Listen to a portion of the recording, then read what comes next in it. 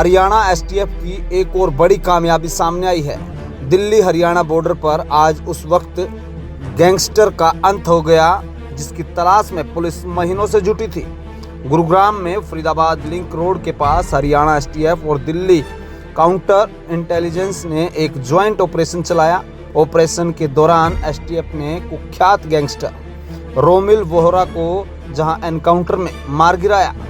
बताया जा रहा है कि जैसे ही एसटीएफ ने उसे घेरने की कोशिश की, रोमिल ने ताबड़तोड़ फायरिंग शुरू कर दी। जवाबी कार्रवाई में एसटीएफ की गोलियों से वो घायल हुआ और अस्पताल पहुंचने से पहले ही उन्होंने अपना दम तोड़ दिया। इस मुठभेड़ में एसटीएफ के 2 सब इंस्पेक्टर परवीन और रोहन भी घायल हुए हैं, जिन्हें इलाज के लिए अस्पताल में भर्ती कराया गया है। फिलहाल दोनों की हालत स्थिर बताई जा रही है। Gangster Romil Vohra Lawrence Bishnoi gang के सहयोगी काला राणा और नोनी राणा के गिरोह से जुड़ा हुआ था। पिछले 8 महीने से वो 4 मर्डर कर चुका था। हाल ही में कुरुक्षेत्र में शराब ठेकेदार शांतनु की हत्या भी उसी ने की थी। केवल 20 साल की उम्र में जुर्म की दुनिया में 4 हत्याएं, 2 लाख का इनामी और गैंगस्टर नेटवर्क का खतरनाक शूटर अब नहीं रहा है। यमुनानगर में अशोक विहार कॉलोनी का रहने वाला रोमिल बीए का छात्र था, लेकिन उसका झुकाव सीधे अपराध की दुनिया की ओर चला गया। वहीं प्रशासन ने अब उसे अवैध डबल स्टोरी मकान पर ही उस पर शिकंजा कसा। नगर निगम ने नोटिस चिपकाकर मकान को 15 दिन में तोड़ने के आदेश भी दे दिए हैं। एनकाउंटर के बाद इलाके को पूरी तरीके से सील कर दिया गया है। सुबह से दोपहर तक लगभग 2 किलोमीटर तक सड़क बंद रही। मौके से जहां चाइनीज पिस्टल बरामद भी उनसे की गई है। मुख्यमंत्री नायब सिंह सैनी ने इस एनकाउंटर को हरियाणा पुलिस की बड़ी सफलता बताते हुए कहा कि भय और अपराध मुक्त हरियाणा सरकार का संकल्प है और एसटीएफ उसे साकार करने में जुटी है। तो हरियाणा पुलिस का संदेश साफ है, अपराध चाहे जितना बड़ा हो उसका अंत तय है। रात को STF special task force Haryana को वांछित अपराधी रोमिल वोहरा, जिसके ऊपर हरियाणा पुलिस द्वारा 3 लाख का इनाम घोषित किया गया है, उसकी मूवमेंट और वेयर अबाउट्स के बारे में एक सूचना प्राप्त हुई। उस सूचना के उपरांत एसटीएफ द्वारा central unit incharge Rakesh Kumar के अंतर्गत एक टीम का गठन किया गया। जो हमें इंफॉर्मेशन मिली थी उसमें जो लीड्स थी हमारे पास ये थी कि रोमिल वोहरा फरीदाबाद गुड़गांव के रास्ते से दिल्ली जा सकता है, दिल्ली में कोई वारदात कर सकता है या नॉर्दर्न हरियाणा में वारदात कर सकता है। इसके उपरांत हमारे द्वारा एसटीएफ द्वारा दिल्ली स्पेशल सेल के काउंटर इंटेलिजेंस यूनिट से इंफॉर्मेशन शेयरिंग की गई, एक रूपरेखा बनाई गई और जितने भी हरियाणा से दिल्ली के प्रोबेबल एग्जिट रूट्स थे वहाँ पे एसटीएफ द्वारा ज्वाइंट नाकाबंदी की गई। और आज अर्ली मॉर्निंग आवर्स में रोमिल वोहरा, जो कि एक वांछित अपराधी है, जैसे कि बताया कि उसके ऊपर 9 मुकदमे हैं हरियाणा में, पंजाब में, दिल्ली में, उसको नाकाबंदी के टाइम इंटरसेप्ट करने की कोशिश की गई, बट ही एस्केप्ड और उसने ओपन फायर किया पुलिस पर्सन पे।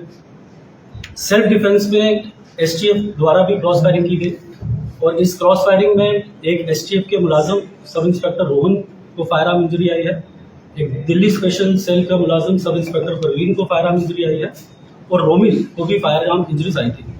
उसके उपरांत सीन ऑफ क्राइम से इनको नियरेस्ट हॉस्पिटल लिया जाता है, जहां पे हमारे मुलाजिमों का इलाज होता है और रोमिल को डॉक्टर मृत घोषित कर देते हैं।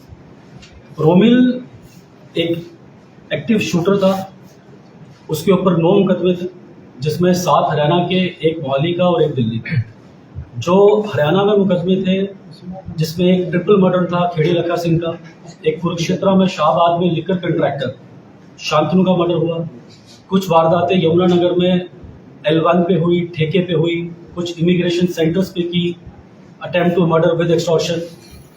और जो ये शांतनु मर्डर केस में जो 376 नंबर मुकदमा है पुलिस शाहबाद का, उसमें डीएसपी अमन जो एसटीएफ में है, इंस्पेक्टर प्रतीक जो अंबाला यूनिट के और इंस्पेक्टर दीपेंद्र जो करनाल यूनिट के हैं, इन्होंने पहले 5 दिन में 5 बंदे पकड़े थे और कल और आज 5 और हमने अक्यूज उस केस में पकड़ लिए हैं। टोटल 10 अक्यूज हमने उस केस में पकड़ लिए हैं, जिसमें शूटर भी है, वो आदमी जिन्होंने रेकी की, लॉजिस्टिक्स प्रोवाइड किए, आर्म्स प्रोवाइड किए।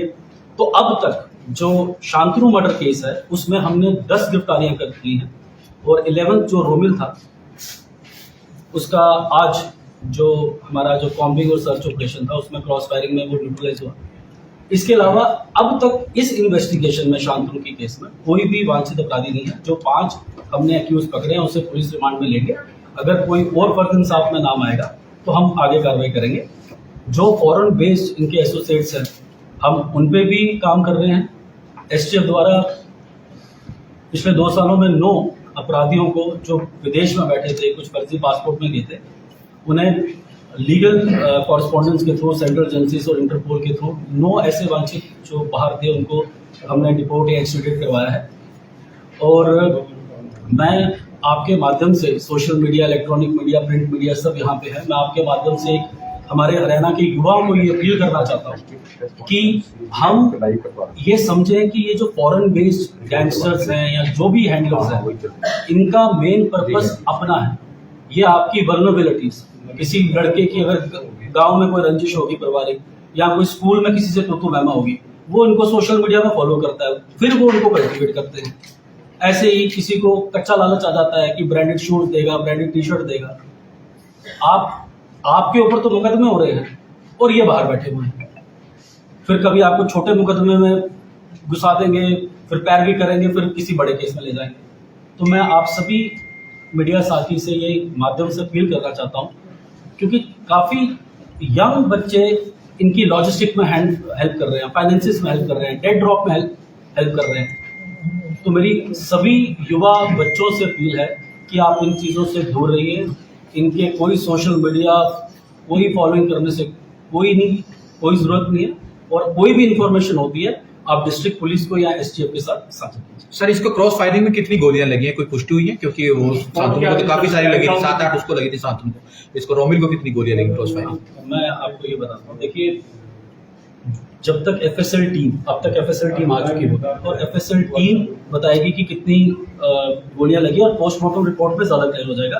पर करीब जो मेरे पास प्रीलिमिनरी नॉलेज है, 25 से 30 दोनों तरफ से क्रॉस फायरिंग हुई है, जिसमें रोमिल की तरफ से भी, एसटीएफ हरियाणा और दिल्ली स्पेशल सेल की तरफ से 25 से 30 और स्पॉट ये जो फरीदाबाद, मंगेर फरीदाबाद से फतेहपुर बेरी जो दिल्ली का रोड है, उसके बीच अब कितनी दूरी है ये मैं नहीं बता सकता।